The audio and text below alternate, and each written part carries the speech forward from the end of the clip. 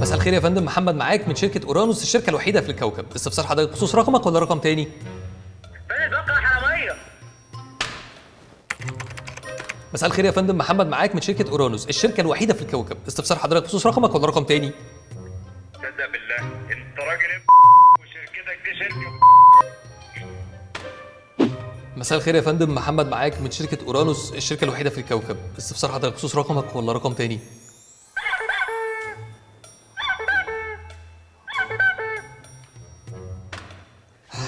أخيرا الفطار قرب، يا رب بقى ما يجي أي مكالمة.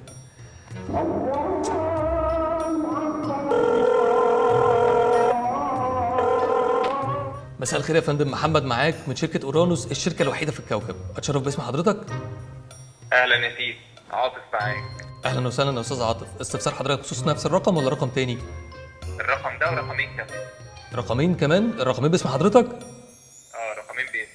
طب يا فندم استفسار حضرتك بخصوص إيه؟ بص يا سيدي، انا شحنت الخط ده من 15 يوم وعملت باقة انترنت 80 جيجا وخلص.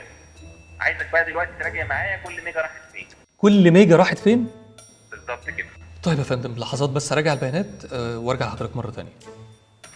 للأسف يا فندم في تحديث بس في السيستم، فاستأذن حضرتك ترجع تكلمنا مرة تانية؟ لا بص، هو مفيش تحديث ولا حاجة، وانا معاك للاخر وهعرف كل ميجا راحت فين ودلوقتي.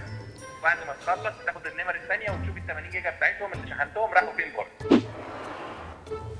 ليه بتتعامل مع موظف خدمة العملاء على ان في طار بايت بينك وبينه؟ وليه بتنقي الوقت الغلط وتكلموا فيه وتقصد تضايقوا فيه؟ وايه الهدف من الفيديوهات اللي بتعملوها وانتوا بتكلموهم وتقعدوا تسفوا عليهم؟ وظيفة خدمة العملاء على فكرة من أصعب الشغلانات واللي بتحتاج صبر ومرونة، ده غير الضغط اللي بيتحملوه من العملاء وأسئلتهم. فنيجي عليهم احنا بقى ونكمل، وكل ده عشان إيه؟ عشان نضحك. خليك لطيف وبلاش مكالمات ملهاش لازمة، وخلي مكالمات وقت الفطار أو وقت السحور للضروريات بس. وعارف إن أنت كمان ممكن تكون مضغوط ومخنوق من الخدمة اللي بتوصل لك، بس اعمل حسابك إن موظف خدمة العملاء ده وسيط عشان يقدم لك الخدمة ويحل لك مشكلتك. وشركات كتير مش بتديله الصلاحيات عشان هو اللي يحل المشكلة دي، فيعني لو مش في إيده إن هو يحل لك المشكلة وقال لك كده، مفيش داعي إنك تعلي صوتك وتتنرفز عليه، لان باختصار هو يومه هيبوظ وانت يومك هيكمل عادي. وبلاش تناكع على الناس عشان الدنيا دواره، ولو انت النهارده عميل فانت بكره ممكن تبقى موظف او حتى بتقدم خدمه لاي حد وهيتعمل فيك نفس الموقف. ونصيحه بقى لو بتتعامل مع خدمه عملاء فيس تو فيس، بلاش يعني تمسك الفلوس وتكرمشها له او ترميها له هي او البطاقه، واديله فلوسه كلها مره واحده وتعامل معاه باحترام. هو ما بيشحتش منك على فكره، في الاخر كده